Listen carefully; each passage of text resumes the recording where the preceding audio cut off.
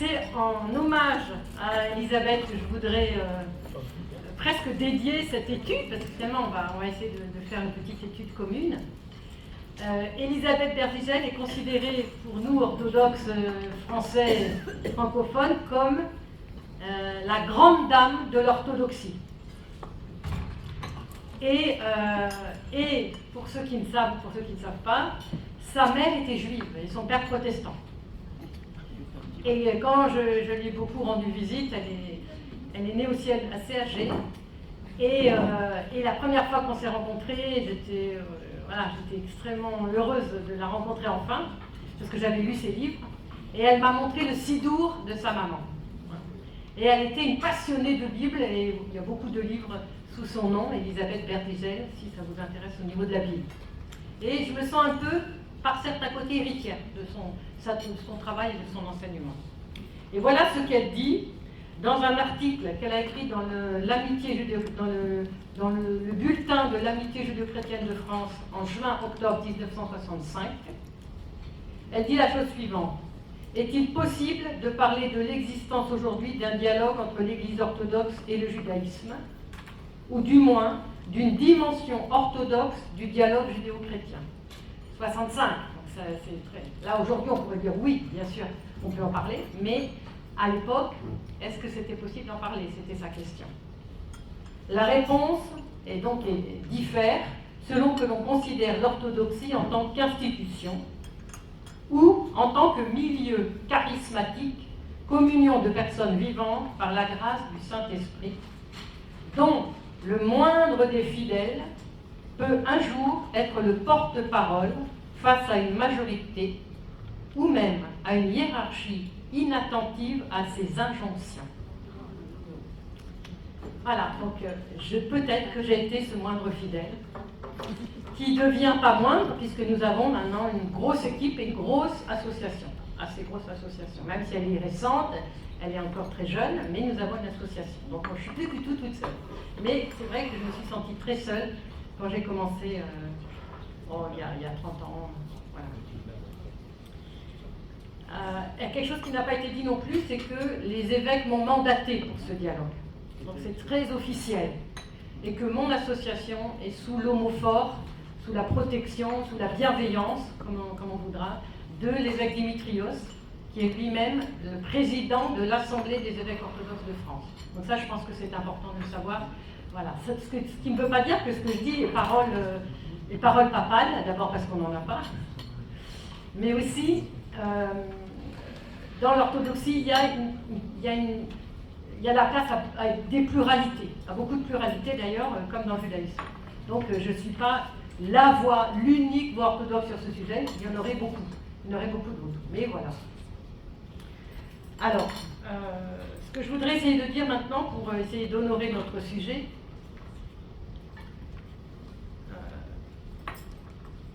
si on regarde dans l'histoire, comment est né le dialogue judéo-chrétien, vous savez qu'en fait, il est là depuis les origines.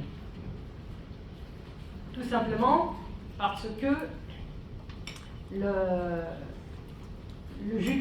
christianisme naissant du judaïsme, forcément, les premiers juifs étant chrétiens, les premiers chrétiens étant juifs, pardon, excusez-moi. Les premiers chrétiens étant juifs, plutôt. Les premiers juifs devenant, les juifs devenant chrétiens, ceux qui ont entouré Jésus, qui étaient disciples de Jésus. Donc déjà, à l'intérieur, tout s'est passé pendant des siècles à l'intérieur même de la communauté juive. C'est ça qu'il faut retenir. Et donc ce dialogue, il existe, et comme vous le savez, pour ceux qui connaissent un tout petit peu, la tradition de l'Église orthodoxe est celle qui se réclame de la plus ancienne tradition, qui reste la plus amarrée aux premiers apôtres, aux premiers pères de l'Église, et dans une continuité sans discontinuité, dans une continuité directe, avec la toute première communauté chrétienne. Et c'est une des caractéristiques de cette Église, l'Église orthodoxe, qui est d'être vraiment depuis les origines jusqu'à aujourd'hui. La preuve en est, c'est que si vous écoutez un orthodoxe partout, ouvrez dans n'importe quelle vidéo, il ne va pas vous parler, entre guillemets, de Vatican II ou de ce qui pourrait ressembler à Vatican II, c'est-à-dire à quelque chose de 1965. Il va vous dire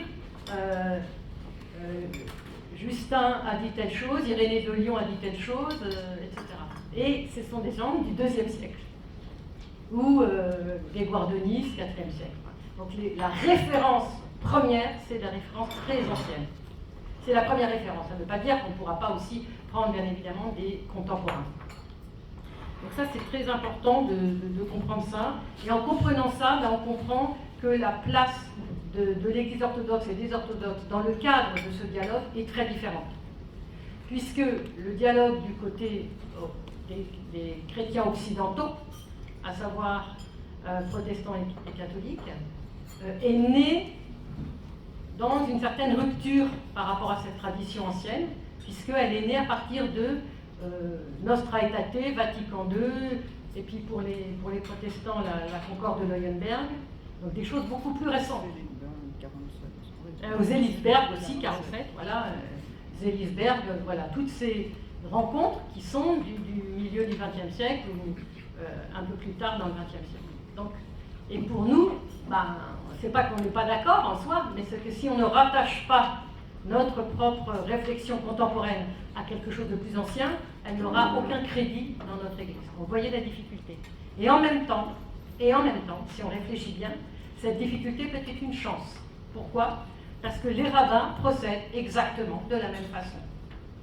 Et que donc, on pourrait dire qu'au niveau même de la méthodologie, tout simplement, il y a une parenté, il y a quelque chose de familier à faire ce que la tradition juive appelle le ridouche.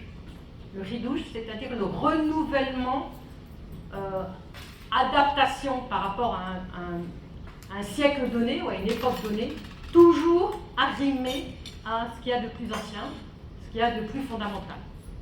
Et donc ce renouvellement, il doit être exprimé, assis sur des textes, sur des paroles des anciens.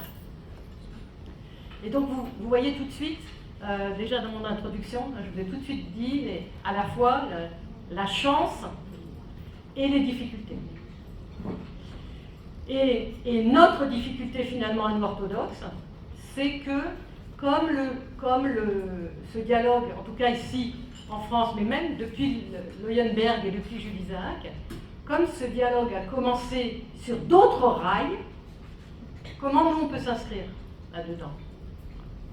Et donc il nous faut construire nos propres rails. Parce qu'en fait, on ne peut pas commencer en 1965 ou en 1947. On ne peut pas. Et en construisant d'autres rails, donc partir, excusez-moi le terme, un peu à zéro, en construisant d'autres rails, eh bien on va se retrouver. Parce que ce n'est pas des rails qui vont dans des sens différents, c'est des rails qui vont bien dans le même sens. Et la preuve en est, c'est que ce manuel de théologie d'Israël qui est paru il y a quelques mois, et que je vous invite tous à lire, même s'il est parfois un petit peu difficile, fait par des grands experts, 25 contributeurs, tous des grands experts sur la question, beaucoup de protestants, beaucoup de pasteurs. Ce manuel de théologie d'Israël, eh bien, les trois confessions écrivent. Donc ça montre qu'on peut tout à fait se rejoindre. Mais la difficulté pour nous orthodoxes, c'est que la conscience ecclésiale plénière n'est pas encore là. Ce qui est arrivé pour les protestants et pour les catholiques, donc cette conscience vraiment des évêques, de la hiérarchie, qui est devenue une vraie conscience, n'est pas encore là chez nous, en tout cas de manière globale et de manière consensuelle absolument. En revanche, il y a des hiérarques, bien sûr, nous avons des hiérarques, et nous avons des personnes des grandes personnalités en position d'autorité dans l'Église qui, bien sûr, non seulement nous soutiennent, mais suivent tout à fait notre point de vue. Mais nous devons encore travailler la question à partir de nos sources.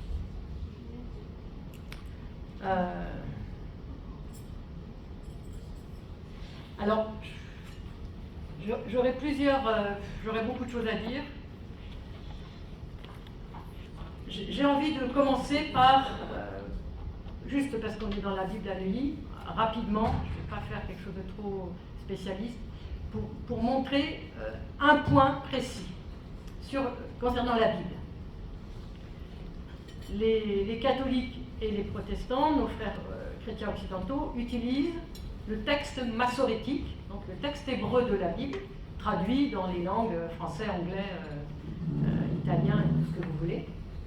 Et donc, le sous-bassement, c'est ce texte hébreu. Nous, orthodoxes, il y en a qui vont dire que vous ne pouvez jamais faire comme tout le monde, nous, orthodoxes, nous utilisons la Septante. Qu'est-ce que la Septante? C'est la Bible grecque, ça n'est pas la Bible hébraïque. Et alors, on va dire, mais alors c'est deux Bibles, et donc il y a encore un fossé entre nous. Il n'y a pas de fossé? Non, pour le Nouveau Testament, les protestants... non, mais je parle de la Bible. Ouais. Oui, c'est pas que pour le Nouveau Testament on utilise la Septante, c'est que le Nouveau Testament est entièrement grec. Il n'y a pas de Nouveau Testament en hébreu. Donc on est tous d'accord pour le Nouveau Testament. Mais je parle de la Bible, c'est-à-dire évidemment du Premier Testament. Et pourquoi c'est très important? Ne serait-ce que déjà dans une parenté de langue. Ancien Testament grec, Nouveau Testament grec, les maîtres qui interprètent le Nouveau et l'Ancien Testament en grec. Donc vous voyez tout de suite aussi un parallèle. Bible hébraïque, Mishnah hébraïque, Talmud hébraïque et araméen, avec les rabbins en hébreu. Donc cette continuité de langue d'un côté est la même pour nous d'un autre côté. Donc ça me semble très important. Maintenant, il est vrai que cette Bible grecque peut poser des difficultés pour le dialogue, la relation entre juifs et chrétiens depuis les origines. Et elle en a posé bien évidemment. Parce qu'il y a des pans entiers qui ne sont pas les mêmes. Il y a des rajouts, il y a des suppressions, bon. Et puis il y a des interprétations. Alors je ne vais pas rentrer dans les détails parce que j'aimerais peut-être un jour revenir là-dessus, faire 1 heure sur la Septante. Mais ce qui est important, c'est de comprendre que la manière dont c'est fait, dont c'est bâti, dont c'est construite cette Septante, qui est une traduction, n'oubliez pas, la Septante n'est pas tombée du ciel, hein, c'est une traduction. Et c'est une traduction de quoi? De la Bible hébraïque. Si, pour ceux qui ne savent pas, il n'y avait pas une seule Bible hébraïque qui était tombée du ciel avec une seule version, il y avait beaucoup de Bibles hébraïques. Il y en avait beaucoup. Et la Bible hébraïque qui a servi de support à la Septante, pour être traduite, a été perdue. Donc voyez le problème.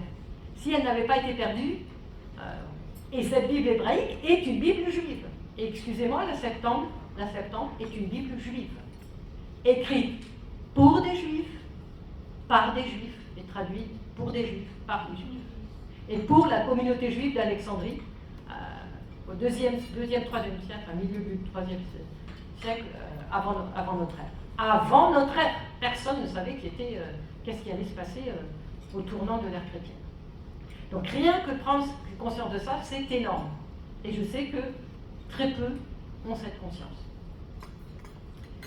Et il se trouve que nous avons des spécialistes qui sont retournés pour essayer de comprendre un certain malaise qu'il y aurait pu avoir entre la Bible hébraïque et la Bible grecque et les tenants de ces deux Bibles. C'est-à-dire, si on n'a pas exactement le même texte, comment on l'interprète.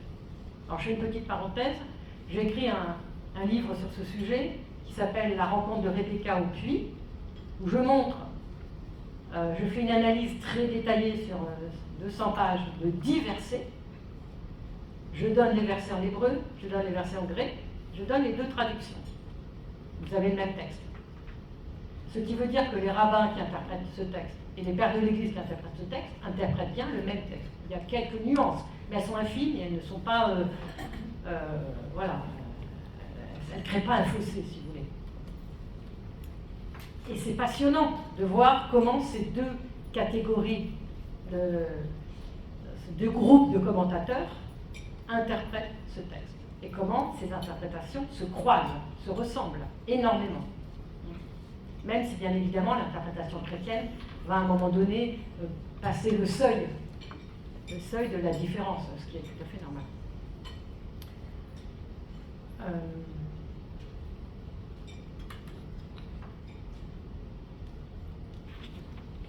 Oh oui, alors dernier point sur la Bible, et puis je vais aborder un autre sujet. Dernier point sur cette Bible grecque qu'on appelle la Septante, c'est que la Septante a été aussi vue par certains exégètes modernes comme un Targum. Qu'est-ce qu'un Targum? Qu'est-ce que le Targum? C'est la traduction araméenne, très ancienne, de la Bible hébraïque. Or, si on regarde bien cette traduction araméenne, c'est une traduction glosée. C'est une traduction qui apporte des éléments qui vont être développés ensuite dans le Midrash. La Bible grecque a quelque chose de cet ordre. Elle a quelque chose de cet ordre. Alors c'est pareil, il faudrait passer beaucoup de temps pour vous le montrer. Je vais vous donner un seul exemple. Pourquoi on parle de mer Rouge? Allez voir dans le texte biblique, il n'est jamais question de mer Rouge. Yam Souf, la mer des gens. Nous, on dit la mer Rouge. Alors on dit, mais ils sont fous, ils ne savent pas traduire. Ils sont fous, c'est... Eh bien non, pas du tout, ils ne sont pas fous.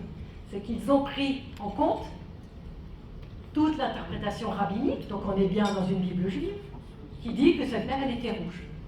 Et pourquoi elle était rouge? Il y avait plusieurs raisons.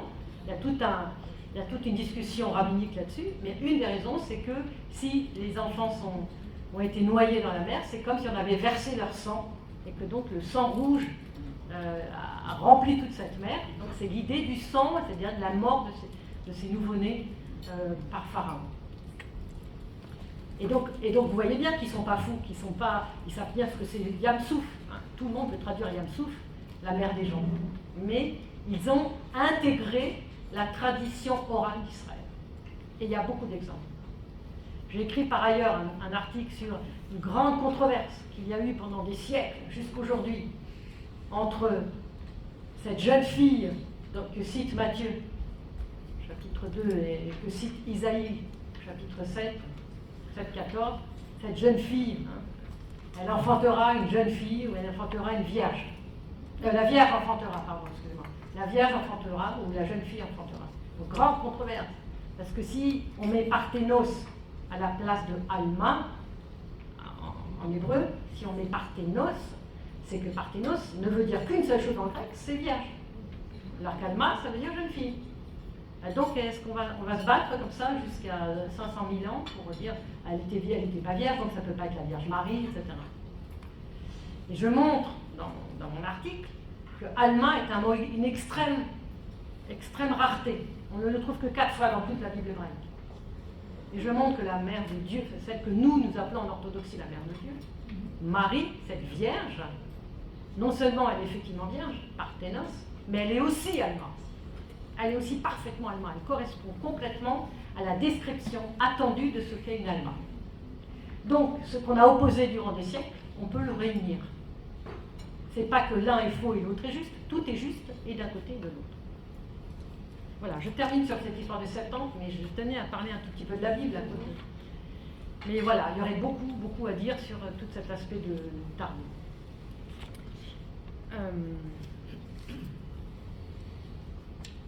Alors maintenant, il y a la problématique des pères de l'Église. Donc nous savons tous, et personne ne s'en cache, de la virulence parfois terrible des pères de l'Église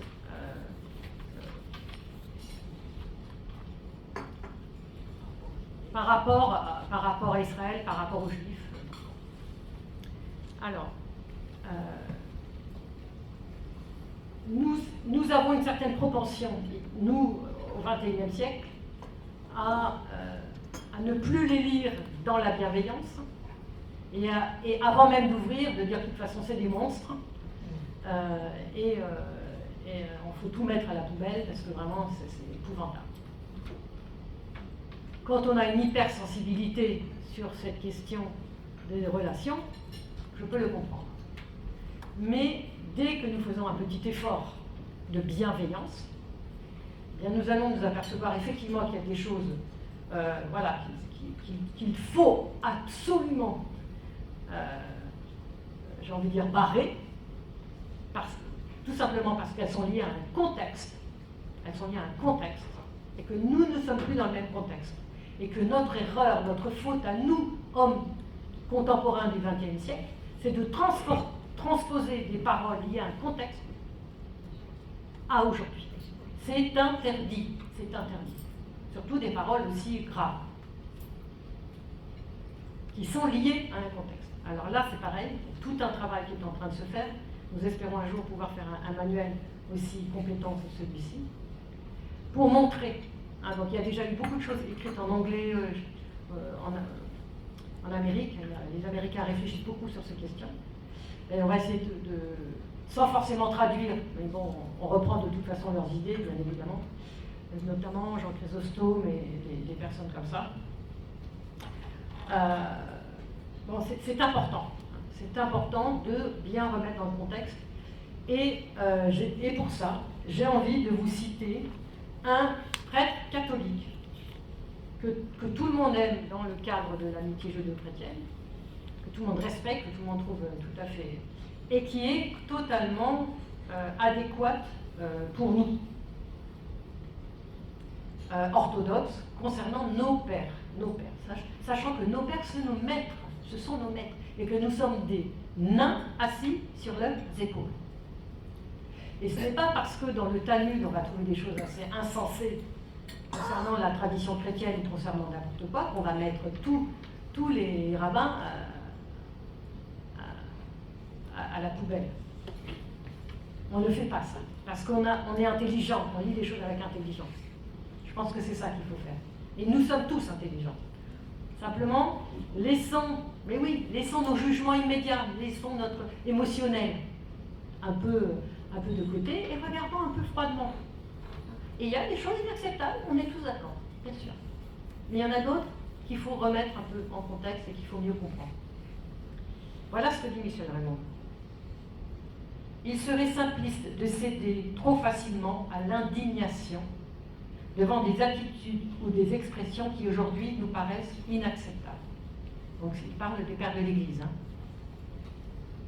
On peut accorder au moins à leurs auteurs le bénéfice de la bonne foi et penser que dans les situations où ils se trouvaient placés et devant les responsabilités qui étaient les leurs, ils ont fait généralement ce qu'ils estimaient devoir faire. Aussi outrancières, par exemple, que nous paraissent aujourd'hui les formules d'un Jean Chrysostome, on doit les porter au compte d'un souci pastoral devant un risque de syncrétisme, plus qu'à un désir pervers de manquer gratuitement la charité. Alors là, je m'arrête dans Michel Raymond, je donne un exemple tout de suite. Jean Chrysostome n'a parlé des Juifs que lorsqu'il était à Antioche, quand il a été nommé patriarche de archevêque de Constantinople, parce qu'à l'époque, c'était encore... Il n'en a jamais pu parler, parce qu'il n'y avait pas de quoi faire. Voilà, il n'y avait pas de communauté juive voilà. Mais le problème de sa propre communauté, c'est que les païens arrivaient, ils demandaient le baptême, ils étaient intégrés, etc. Et puis du jour au lendemain, ils disparaissaient, et ils allaient chez les juifs, et ils allaient faire toutes les fêtes juives, et puis ils ne savaient plus s'ils étaient chrétiens, juifs, enfin, ils étaient complètement perdus. Et donc il a dû resserrer les rangs. Parce qu'en plus, ceux qui allaient chez les Juifs entraînaient les autres, même s'ils étaient baptisés depuis plus longtemps. Et c'était une cacophonie totale. Et il faut dire aussi que ces expressions un peu outrancières étaient des expressions orales. Elles n'auraient jamais dû être mises par écrit. Jamais. Et vous savez très bien que quand quelqu'un parle, qu'il est enthousiaste, ben voilà, ces expressions vont devenir... Il faut arrêter de les reprendre, tout simplement. Il faut dire, voilà, il y a un contexte. Il a semoncé ses propres paroissiens qui faisaient un peu n'importe quoi. Et puis c'est tout. En plus, c'était très compliqué à Antioche. Il y avait Vous savez que l'Église était extrêmement minoritaire, qu'il y avait 3 ou 4 églises dont 2 ou 3 étaient non canoniques, enfin étaient des fausses églises, on dirait aujourd'hui. La sienne était la seule qui était canonique, enfin bon, il y avait beaucoup de problèmes, et puis une petite église naissante, c'était une poignée. Et les Juifs étaient des centaines et des centaines de milliers. Donc on comprend une certaine attirance, attraction, parce qu'on danse, on chante, on connaît les Juifs et on adore aller avec eux, quoi. Enfin, moi personnellement, je ne me prive pas, parce que je suis passionnée par cette tradition. Donc si vous voulez, mais pour le faire de manière juste, il faut être bien ancré dans sa foi. Enfin moi je veux dire, personne n'a de doute sur mon orthodoxie chrétienne. Mais vous voyez, j'aurais été baptisée hier, il aurait mieux valu que je n'avais pas trop. Okay. Je continue, Michel Raymond. Enfin, si le recul du temps nous permet aujourd'hui de porter sur certains des gestes et des paroles des pères un jugement sévère, il serait naïf de prétendre échapper totalement à l'anachronisme dans l'appréciation d'une époque où les situations et les mentalités n'étaient pas celles que nous connaissons aujourd'hui. Ces formules, qu'à bon droit nous trouvons aujourd'hui malheureuses ou inacceptables, se trouvent en effet mêlées intimement à l'affirmation même de la foi chrétienne, et dans bien des cas, aucune chirurgie ne peut les en extraire sans mutiler l'ensemble avec lequel elles font corps. Écriture et tradition s'incluent mutuellement. Et là, tout de suite, on voit qu'on est vraiment très proche dans le langage des pères avec les rabbins, puisque écriture et tradition s'incluent mutuellement. Elles s'incluent tellement mutuellement que j'apprends moi à mes étudiants que ce n'est pas écriture et tradition, et encore moins, bien évidemment, sola scriptura, dont on sait que, voilà, il ne faut pas le prendre non plus au pied de la lettre. C'est ni sola scriptura, ni écriture et tradition, c'est écriture dans la tradition. Ce qui signifie pour nous, orthodoxes, que la tradition est première. Elle est première. Tradition orale, la tradition des pères, la tradition. Nous sommes l'Église des 7 conciles. Et qui a construit cette foi de l'Église à laquelle nous croyons, ce sont nos pères. C'est oralement, ils se sont réunis en concile et ils se sont parlé. Donc on est dans de l'oralité. Donc ça, c'est fondamental.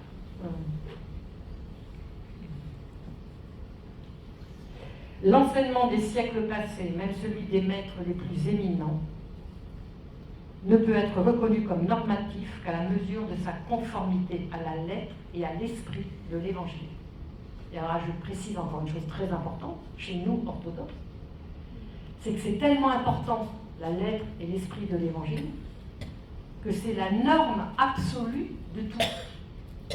Au point que c'est le seul évangile, les 4 évangiles, et eux seuls, ni les lettres de Paul, ni le reste, les 4 évangiles seuls qui sont sur l'autel, en permanence, dans nos églises. En permanence. Donc ça montre à quel point c'est la norme absolue.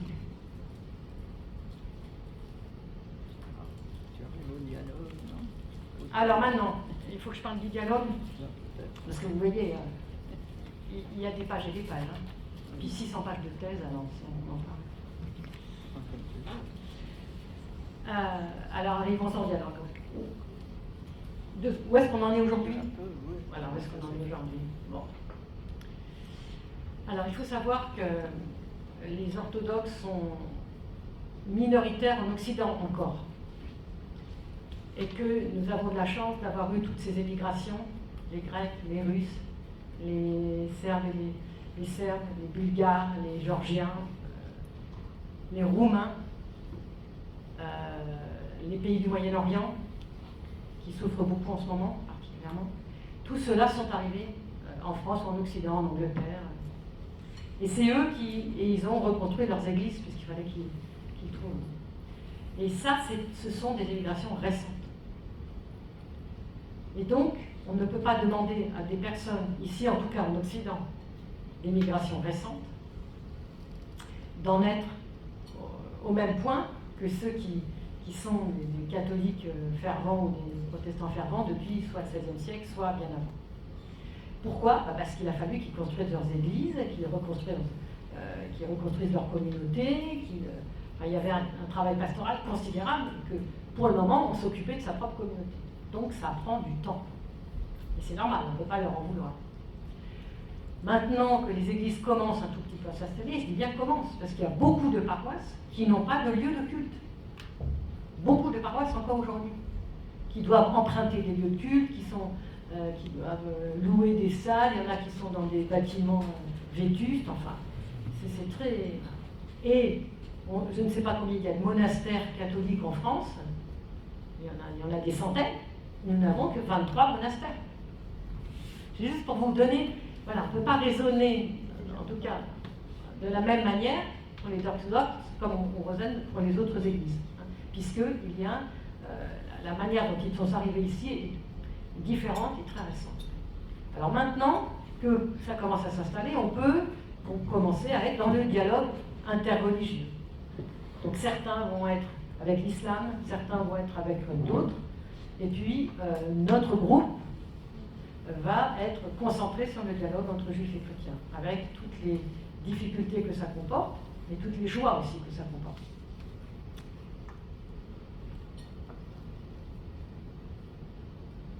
Et donc, comment on s'y prend? Donc on va voir ce que font les catholiques. On remarque, particulièrement avec ce livre, qui est l'aboutissement d'années de travail, dont je connais 98% des auteurs, que je connais personnellement, que j'ai travaillé avec eux, que je travaille avec eux.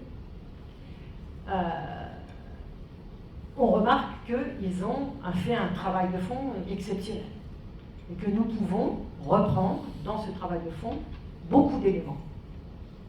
Mais nous devons, en reprenant ces éléments, nous devons les réactualiser, les remâcher, les retraduire dans le langage de l'orthodoxie, dans le langage des pères de l'Église. Et ça prend aussi du temps, parce que c'est pas si simple. Et puis, qu'on le veuille ou qu'on ne le veuille pas, nous avons des théologies différentes. Et notre théologie est très précise. Et elle ne souffre aucun à peu près. Et donc, à chaque fois qu'on va trouver quelque chose d'à peu près dans une théologie occidentale, il va falloir qu'on réécrive de manière à ce que ce soit acceptable pour l'orthodoxie. Et donc, c'est vraiment un travail fou. Tout doit être relié au peigne fin, réécrit au peigne fin. Et pour ceux qui connaissent l'amitié chrétienne depuis longtemps, allez voir les premiers bulletins de l'amitié chrétienne, 1948-49. C'est incroyable. Nous avions, alors, je peux aussi parler de ça, puis vous m'arrêtez quand on aurait fini. Nous avons eu à l'Institut Saint-Serge un très grand professeur qui s'appelle le professeur Léon Zander. Et figurez-vous que Léon Zander, dont personne ne parle jamais dans le cadre de l'amitié judéo-chrétienne, fait partie des fondateurs de l'amitié judéo-chrétienne. Léon Zander, un très grand ami de quelqu'un qu'on a tous très bien connu, le père Boris Bobinskoy, de bienheureuse mémoire. Et Léon Zander, qu'est-ce qu'il dit? Il dit, ne faisons pas de politique, ne faisons pas de choses historiques trop compliquées. Commençons le dialogue par un dialogue religieux, par un dialogue du cœur, par un dialogue de la théologie entre juifs et chrétiens. Sa parole n'a pas été très entendue. On est parti plus sur le rail de Jules Isaac, qui est très certainement un rail très important. Mais comme sa parole n'a pas été entendue depuis les origines, le bouquet manquait de quelques fleurs, de quelques couleurs, si vous voulez. Et donc ces couleurs, il va falloir qu'on les remette maintenant. Et ce qui est intéressant, c'est qu'on peut s'appuyer sur lui et sur bien d'autres. Alors, je peux vous donner quelques noms d'autres aussi. Il y a quelqu'un qui s'appelle le père Lev Gillet, qui était un très grand ami d'Elisabeth Berzisdel, qui a écrit, lui, un livre très très très bien, en 1942, qui s'appelle, alors qu'il a écrit en anglais, qui n'a jamais été traduit en français. Alors excusez-moi, j'ai un accent épouvantable. Communion in the Mashiach. Communion dans le Messie. 42. Parce que écrit en 42, et si vous regardez les catholiques ce qu'ils écrivent en 42, c'est pas beaucoup mieux, il est évidemment à réactualiser avec tous les travaux qui ont été faits. Vous savez que depuis 50 ans, moi je n'arrive plus à suivre les publications qu'on écrit sur ce sujet, entre juifs et chrétiens, tellement il y en a, je n'arrive plus à les suivre. Le mur là, que vous avez, voilà. Je ne sais pas si tous les bouquins tiendraient sur ce mur-là. Tellement il y a de publications. Énorme, c'est énorme. Donc il y a eu beaucoup de recherches. Donc effectivement, il y a des choses qui sembleraient périmées ou qui sembleraient n'être aujourd'hui, à nos yeux, et peut-être aussi aux miens sur certaines choses, peut-être pas assez respectueux, mais l'ensemble est génial. L'ensemble est génial.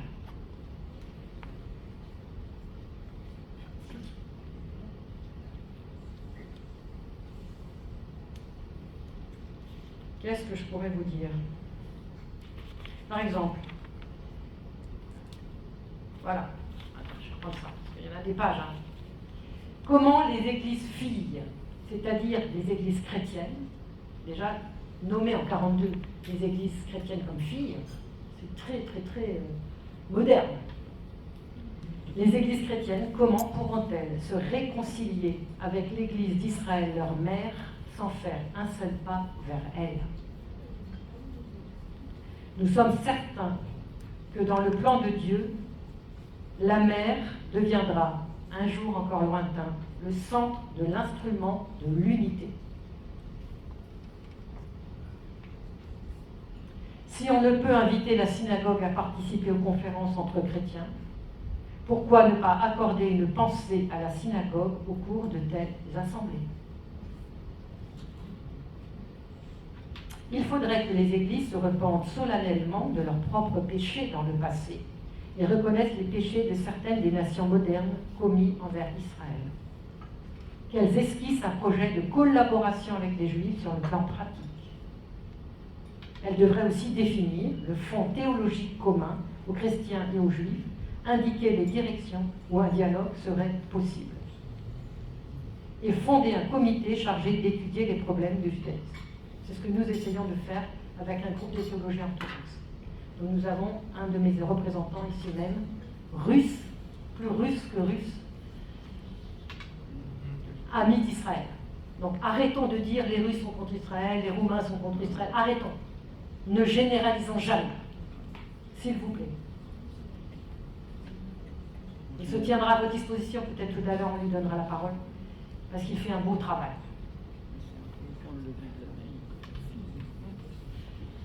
Et il y a d'autres, il y a beaucoup d'autres. Je ne peux pas vous citer, il y a on a beaucoup de soutien de nos pères contemporains qui ont dit des choses extraordinaires sur le patriarche Bartholomé. Vous connaissez ce qu'il a dit, le patriarche Bartholomé. Tout le monde connaît le patriarche Bartholomé. Alors lui, c'était le premier.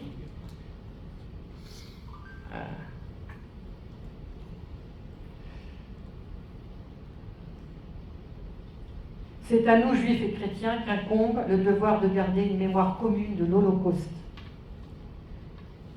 de cet Holocauste et des autres, afin de les bannir à jamais.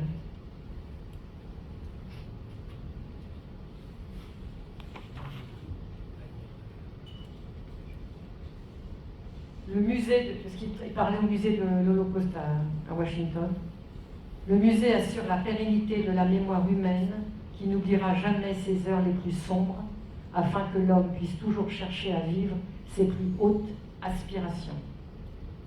Car il est du devoir du chrétien de sacrifier jusqu'à sa propre vie pour la sauvegarde de la vie humaine. Quoi, les fèches, sauvegarde de la vie humaine. Tous ceux qui ont péri dans l'Holocauste sont des martyrs, des témoins, qui nous indiquent comment répondre à l'amour de Dieu. Et à un autre endroit, il dit ce serait à nous de nous sacrifier, quoi, si on était vraiment chrétiens. Comment? Allons à Gaza. Ah bah faut pas commencer.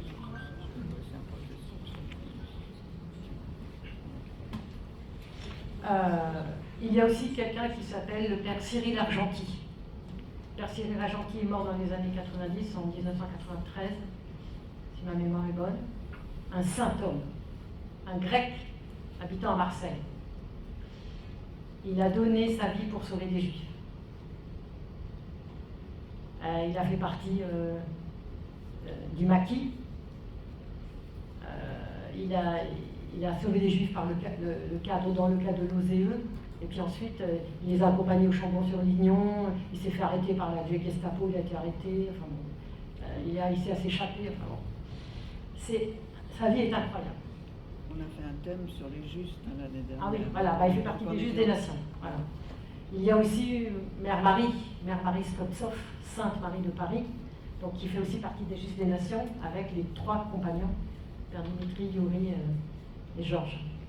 Donc c'est pour dire qu'il semble minoritaire dans le cadre d'un monde occidental, on ne les connaît pas bien, mais on a des grandes figures qui sont des beaux exemples pour nous. Alors regardons ces exemples, et ne regardons pas l'astre, regardons ce qui est beau, ne regardons pas la laideur et la méchanceté et la violence. Je pense que sinon on ne s'en sort pas. Et puis il y en a des plus anciens, il y a des gens comme Berdiaïev, comme Soloviev, qui ont défendu. Soloviev, il dit quelque chose d'incroyable, il dit incroyable. On parle de la question juive, mais en réalité tout aboutit à un seul fait qui ne soulève pas la question du judaïsme, mais la question de la chrétienté elle-même. Le problème n'est pas la question juive, c'est la question chrétienne qui se comporte mal. C'est les chrétiens qui se comportent mal. Donc lui, il y va à fond. Hein. Et on est à la fin du 19e siècle. Vous voyez, ça fait... Donc on a des précurseurs. Toujours et partout, les Juifs ont considéré le christianisme et ont agi à son égard selon les prescriptions de leur religion, de leur foi et de leur loi. Les Juifs se sont toujours comportés à notre égard selon une attitude juive, tandis que nous autres chrétiens, au contraire, nous n'avons pu apprendre jusqu'à présent à nous conduire vers le judaïsme d'une manière chrétienne. Il faut qu'on apprenne.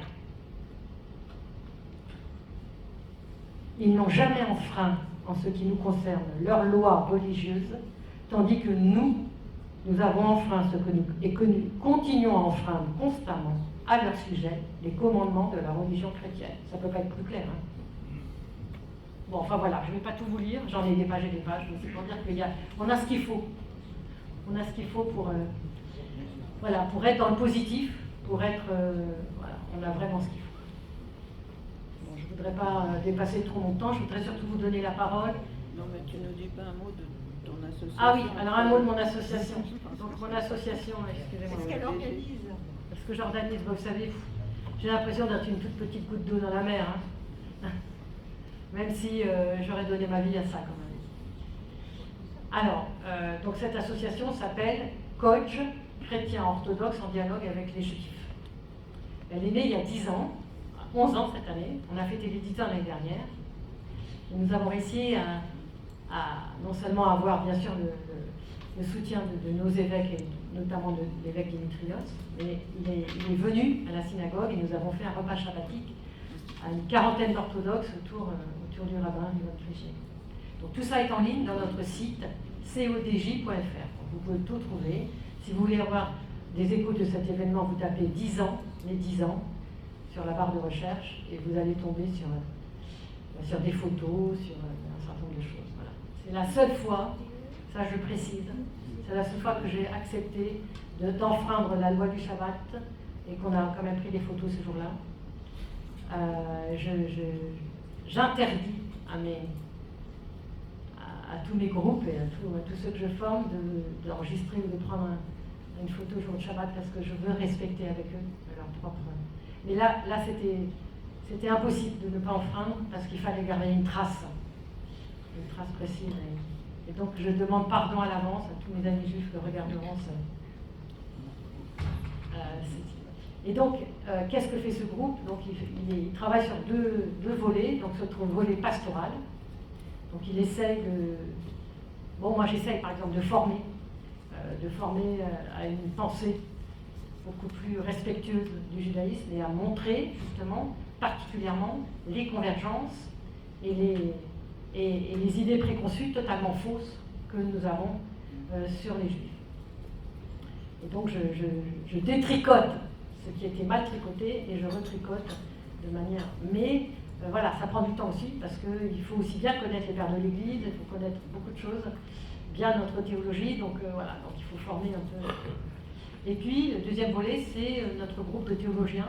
On a des théologiens, donc on est une petite dizaine. On est tous soit docteurs en théologie, soit doctorants en cours de doctorat sur cette question ou sur des sujets proches de cette question. Et donc, on va essayer, j'espère avant que je sois enlevée de ce monde, de publier le plus possible. Moi, j'ai publié beaucoup d'articles, énormément. Et puis, il y a sur notre site 80 vidéos. Donc voilà, et vous allez voir des jeunes. Donc, moi, j'ai déjà un certain âge, ça fait plus de 30 ans que je travaille dans le dialogue, mais j'ai des jeunes. Voilà, il y a des jeunes qui disent des choses extrêmement sensées, extrêmement profitables, et je suis très contente de voir que voilà, ça va continuer. Voilà. Et donc, plutôt que de nous... Voilà, de s'indigner de ce qu'on avance lentement et tout ça, aidez-nous, encouragez-nous, parce que c'est très dur. Franchement, je déploie beaucoup d'énergie et c'est vraiment difficile. Voilà. Merci de votre attention.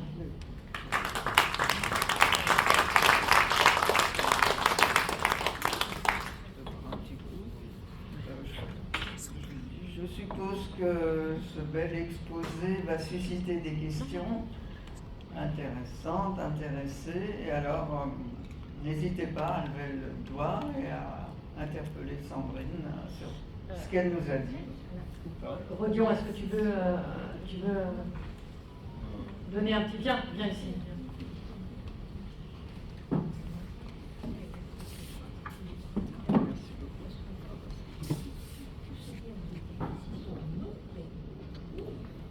Rodion, il est jeune. Donc, il y a de l'avenir. Bonjour tout le monde.